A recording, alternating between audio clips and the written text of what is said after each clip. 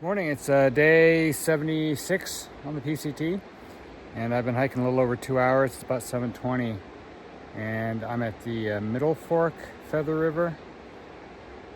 Just got down. There's a bridge up ahead I haven't seen yet, but there's a little camp area here, and there's some weird equipment. Not weird, but old, antique equipment. Maybe it's for building the bridge, but I'll go down and show you a little bit. Guess it was just left here. Looks like it's from like early 1900s or something. Here's the camping area, a lot of camping area. I don't see any tents. So if the SOBO hikers ahead of me were camped here last night, they've already left. But that would make sense because it's already 7:20. Anyway, here's the equipment. Let's see if I can get down there without slipping. This is a little sketchy here. But we got there's an old rusted pipe, looks like, pipes. And then whatever this is over here, let's stick over these pipes.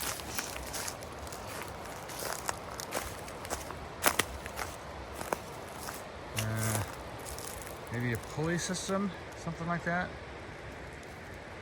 I'm guessing it's either for the bridge or for something for the crews that were setting up the bridge. This could be cooking or something, whatever that is. There's a cable here. Anyway, I don't know. Maybe you guys know what this is. Well, there's the bridge. Looks pretty cool. Doesn't look at all like most of the bridges on the PCT.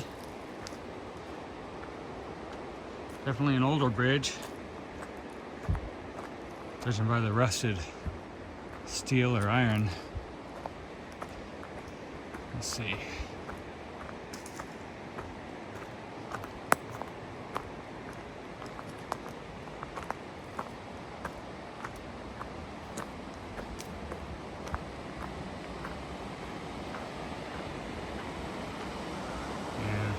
Some pretty good gaps, so I'm going to put my camera away. But there's the Middle Fork Feather River. Here's the bridge. Okay, successfully crossed the bridge. There's the river. Flows down this way. Nice pools down there. I don't think you can get to them easily. Probably can on a side trail. Definitely these rocks are looking a lot like the Sierras. We're getting into granite, but we're technically in the Sierra Nevada range already. You can see the sun's coming up over there. It's past sunrise, and the trail continues down this way. So I've mostly got uphill today, at least the next 20 or so miles.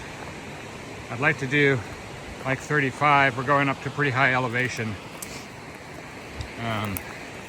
So we'll see. I don't know if I can do 35 when it's almost all uphill, but we'll do what we can do.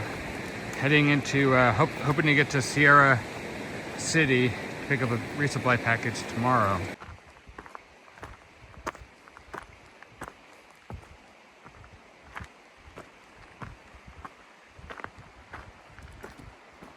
As you can see on this climb up, there's a lot of still a burn zone. A lot of blowdowns. That's behind me.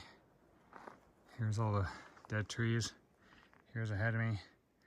So it's kind of slowing me down. None of these are particularly difficult, but they break up your pace. So it's hard to make big miles on the climb when you're climbing over these every few feet. Okay, I should probably explain my plans for the Sierra. I'm technically in the Sierra already, geologically speaking. I mean the High Sierra. The national parks, what people think of when they think of the Sierra. I actually had my mom send a resupply package to VVR, which is Vermilion Valley Resort, and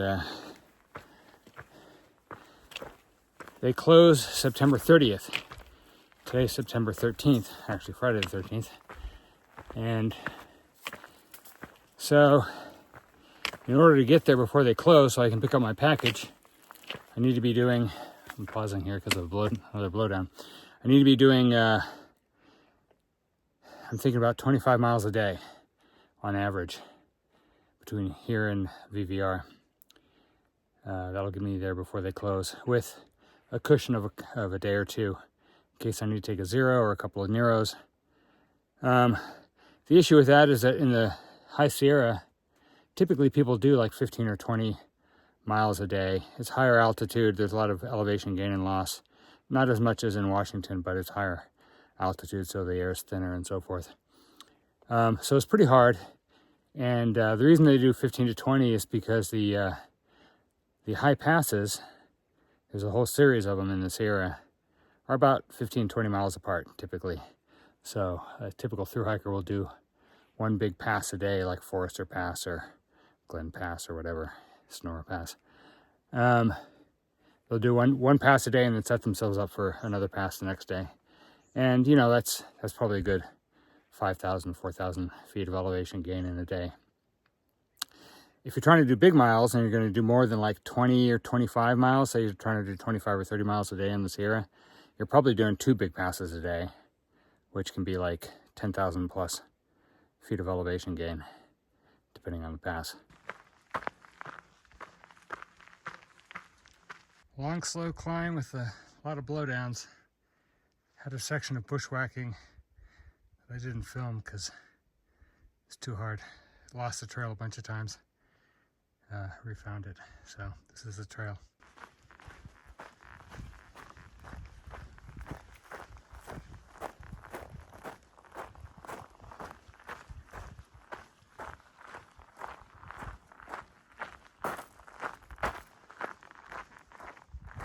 These green shrubs are very thorny, and when they're crowding in on the trail,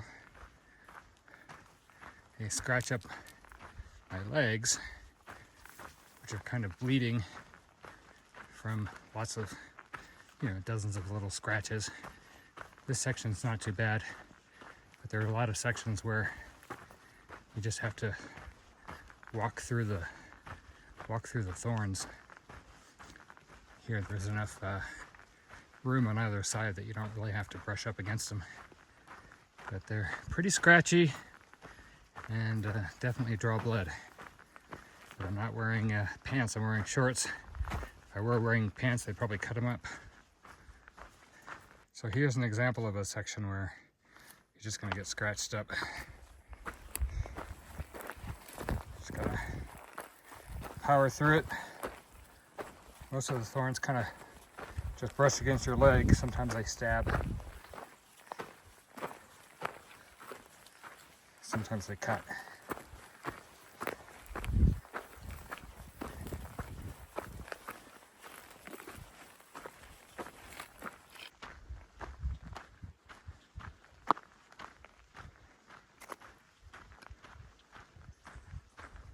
It's about 4:30. I've gone almost 18 miles, stopping at this little spring below a road.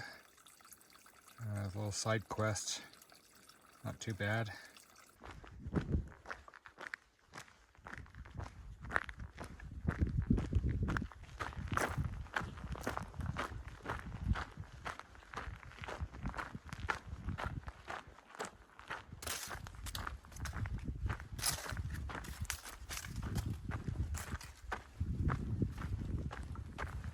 Got a fire lookout up there. Zoom in.